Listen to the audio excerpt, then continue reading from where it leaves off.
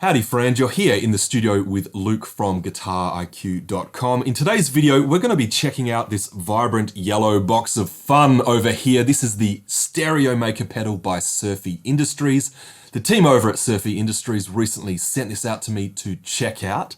Now, when you first look at this pedal, you would be excused for not exactly knowing what this thing does. Is this some kind of guitar effect? Is this a ABY box? Is this some kind of DI box or studio reamping tool? And the truth is, it's kind of all of those things rolled into one. So in today's video, we're going to hopefully answer the question, what exactly is this thing? And we're going to take a listen to what it sounds like. So probably the best way to think of this pedal is to look at it as an ABY box with some additional advanced functionality. So at the heart, we have a single input coming in, and that's being sent to two different outputs. With this foot switch down here, we can toggle between those outputs. And with this foot switch over here, we can engage both outputs at once. Now, there's a lot of different ways you could use something like this, but a pretty popular scenario would be if you're running two amplifiers, you could put the StereoMaker at the end of your pedal board and you could toggle between those amplifiers independently, or you could engage both amps at once. Okay, so where does the whole StereoMaker bit come into it? Well, it's a good question, and the answer is when you engage the stereo foot switch, that gives you access to two additional controls. The first is a volume control, which allows you to boost or attenuate the signal. And the second is where the fun happens. This is the width control. Now, this is a similar control to what we've seen on their flagship Surfy Bear Studio Spring Reverb unit. I've already done a video on that if you're keen to check that out, links in the description. And what this does is it takes the mono signal and it adds a pseudo stereo widening effect. But the way that it does this is really interesting. This is completely analog. It's 100% mono compatible. It doesn't mess with the phase in any way. All this is doing is using some filtering to introduce a different EQ curve to the left and right channels for a bit of extra separation. Now, this is pretty subtle, but if you're listening on headphones or a good set of speakers, you'll definitely hear this does a good job of taking the sound source out of the phantom center of the mix and subtly pushing it out to the sides. So let's hear this thing in action. First up, I've set up some loops within Logic. We're just going to hear the StereoMaker pedal by itself. And then for a bit of additional fun, I thought we would engage some other effects. First up, we have the analog delay by Tysco. And then we have the new mutation phaser 2 by Warm Audio. These are completely analog effects. And traditionally, these types of effects are always mono, which is the case here. So I'm really interested to hear how these effects interact with something like the StereoMaker. If you're keen to know how I've set this up in terms of getting audio out of my DAW and sending it through the pedals and then back into my computer, I've done a really in-depth tutorial on the whole process, which guides you through it step by step that you might find interesting. I'll link to that in the description. I've also just shot a review on the new Mutation Phaser 2 by Warm Audio as well, so make sure to check that out. And also, as always, as we go through the sound samples, if you're enjoying the video, please click that like button to let me know and to help show that YouTube algorithm a little bit of love. And with that, let's check it out.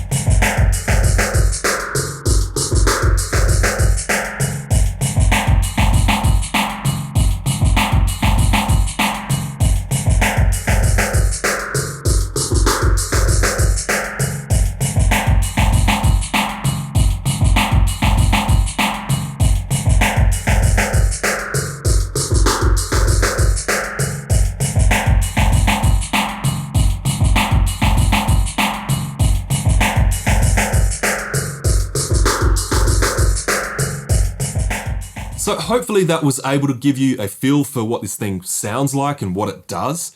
Apart from that, there's not a whole lot to say. The unit is pretty lightweight. It uses these really nice soft touch switches, which is a nice touch, literally. There's a pad switch on the back of the unit. There's also a ground lift, and the pedal can run between 9 and 18 volts. Now, just on that, when I first set this up, I did notice that there seemed to be some slight clipping or saturation coming from the pedal. To fix that problem, I backed off the output from my reamp box slightly compared to where I normally have it. And I also ran this at a slightly higher voltage as well, just to give the pedal a bit more headroom, and that seemed to fix the problem. So if you do have a power supply that can run at 12 or 18 volts, I'd recommend trying that out if you have any problems. Other than that, a super handy little tool to have in the studio, not just for guitar players, but for keyboard players as well. That was my look at the StereoMaker by Surfy Industries. Well, that's almost it for this video. Thank you once again for sticking around to the end. As I mentioned at the start, this pedal was sent to me to check out, but this was not a paid promotion or a sponsored advertisement. All thoughts and opinions are my own. If you are interested to check out a little bit more on the StereoMaker, then I will leave some links in the description. If you did like this video and you want to see more video content like this, then please consider subscribing to the channel to be notified of future uploads. And finally, I'd like to invite you to head over to the website guitariq.com to check out some of the books and other learning resources we have waiting for you over there, covering everything from fretboard memorization to chord theory to warm-ups and workouts and technique fundamentals and a whole lot more. That is guitariq.com. Well, that's it from me. Thanks for watching, and I'll see you in the next video.